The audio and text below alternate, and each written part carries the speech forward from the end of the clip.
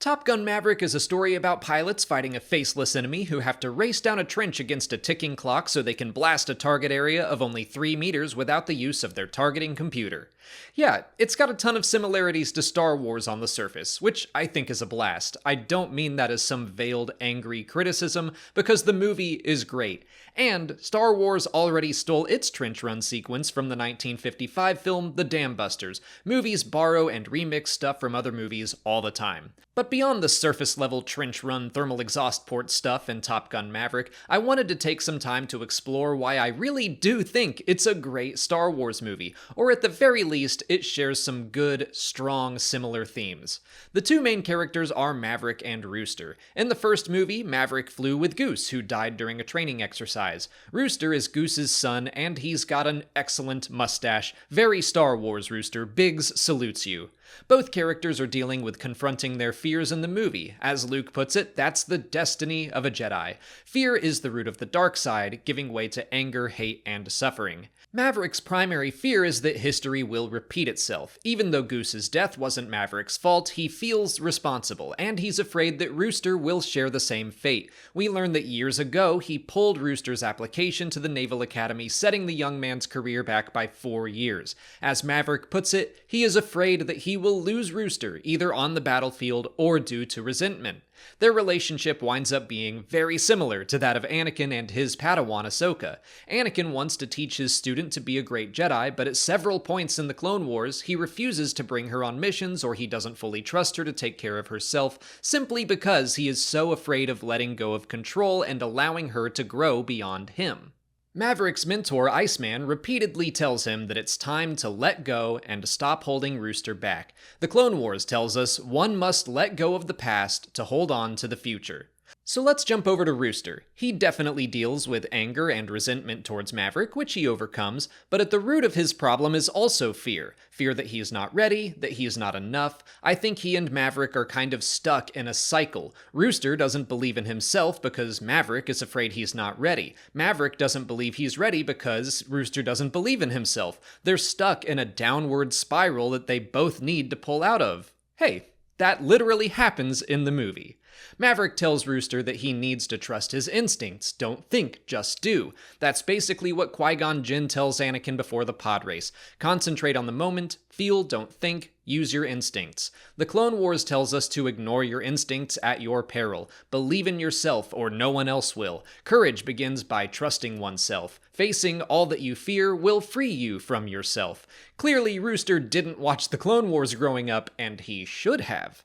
But Maverick gets over his fears and places his trust in Rooster. He shows that he believes Rooster is ready, and that gives Rooster the courage he needs to believe in himself. To concentrate on the mission and the moment, not the past, not the future, not his anxiety about living up to some legacy, so that even when his targeting computer, laser guidance system stops working, he's able to use the Force, trust his instincts as a pilot, and bullseye the thermal exhaust port, the target shaft to blow up the Death Star, the bunker. That's some Star Warsy goodness right there, but we're not done yet. Let's talk about Hangman, the cocky but skilled pilot that thinks he's so cool the whole movie, doesn't get to go on the big mission, but redeems himself by saving our heroes from certain death at the last second.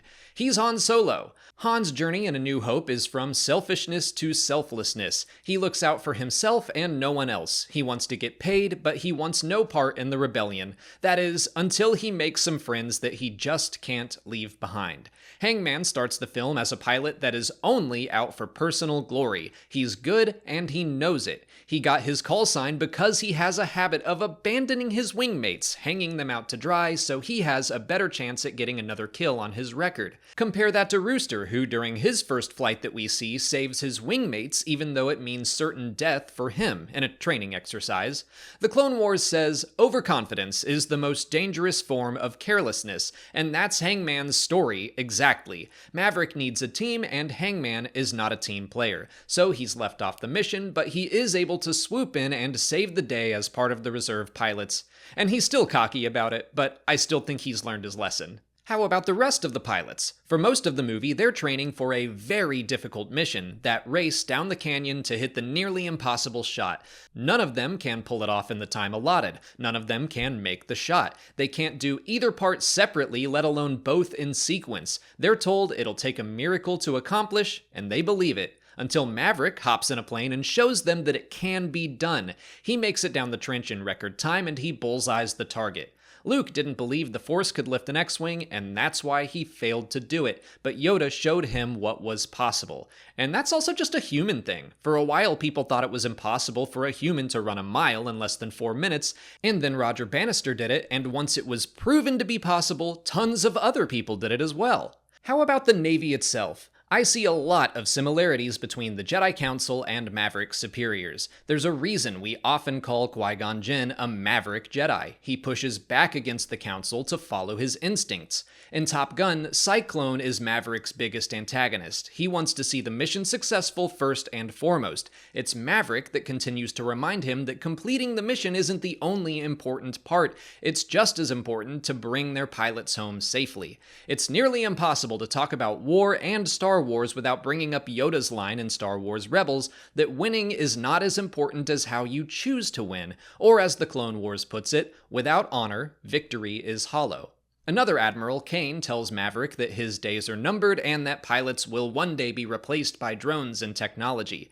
This is a much smaller part of the film, but I think it still relates to what George Lucas wanted to say about the Vietnam War with the first Star Wars film, about having a large technological empire losing against a small group of freedom fighters.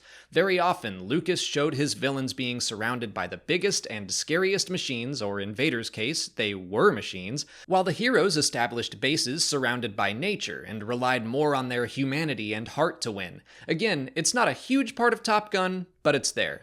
And then there are smaller things like Maverick and Rooster attempting to fly casual, then dropping their fighter low to the ground to confuse enemy tracking, and there's a character named Hondo who is just great. So yeah, lots of Star Wars to be found in Top Gun Maverick. Again, I do not say that to diminish the movie in any way, but more to celebrate it, and use Star Wars as an excuse to talk about it on a Star Wars channel. But man, it's a great movie. The filmmaking especially blew me away. I loved some of the shots they were able to pull off. It's probably the closest you can get to riding a roller coaster while sitting in a movie theater or even on your couch. It's well written, well acted, well directed, and a sequel with a purpose. So many films are being mined for sequels these days just for name recognition alone, but it's great to see one that really builds off of the original while still very much standing on its own and telling a good story with heart and meaning. And of course, I can't help but think about the upcoming Star Wars movie, Rogue Squadron, assuming that's still happening, but I'm gonna hold out hope as long as I have to. Top Gun Maverick is very much what I was thinking we might see in Rogue Squadron. Wedge Antilles comes back to teach a new group of young pilots and then goes on one last mission with them. If that's the case, I think we'll see a lot of talk about Star Wars copying Top Gun, but I'm fine with that. Rogue Squadron copies Top Gun, which copied Star Wars, which copied Dam Busters, and so the cycle continues. If Rogue Squadron is half as fun and exciting as Top Gun Maverick, I think it'll be great, and I'll be biased towards it because I love X-Wing pilots.